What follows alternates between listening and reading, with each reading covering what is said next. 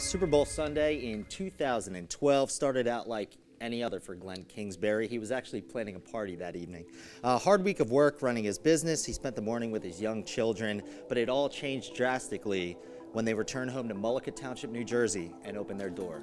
Me and the kids were coming back into the house with gear and all that stuff. Opened the door, and I found my father laying on his back, breathing heavy, blood all over him. Initially, the family thought that John Kingsbury, loving father and grandfather, had fallen and hit his head. He had been battling seizures from an illness. Now, paramedics came, they took him to the hospital. We thought we were going to be bringing him home, of course, so we were cleaning up, and we found 2 bullet casings. They stopped everything that they were doing, and they called the police.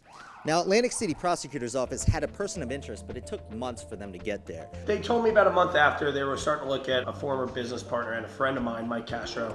You know, he was my son's karate teacher. You know, he was over at our house regularly. He actually attended the funeral. That Super Bowl weekend, Glenn had held events in Alabama and Philadelphia for his company. Castro had worked the door with Glenn in the Philadelphia event that weekend. Castro had direct knowledge of all the cash collected, which was about $35,000. Would he know that the money from Birmingham and the money from Philadelphia would end up in this house that weekend? Absolutely.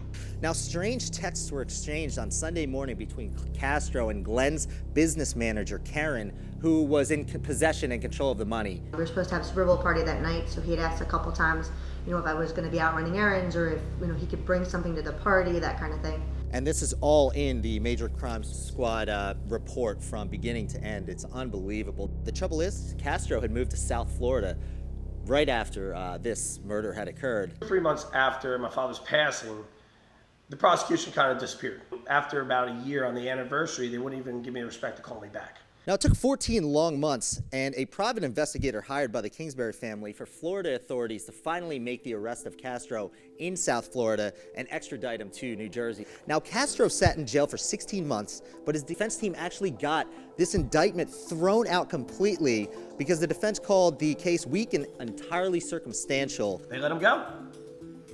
They let him go. He's a free man. How did that make you feel? Nauseous. On Thursday, a new prosecutor, after 14 months of Castro being free, brought the same charges against Castro, 9 in all, burglary, first-degree murder, which they feel is a much tighter case with a new prosecutor. Castro is actually free as of right now, pending his hearing. The first one on March 16th, I'm going to be there. 4 long years later, Super Bowl Sunday is right around the corner. And the Kingsbury family has just as many answers as they did back in 2012 when they opened their front door to the beloved family member murdered in their kitchen. And that's no answers.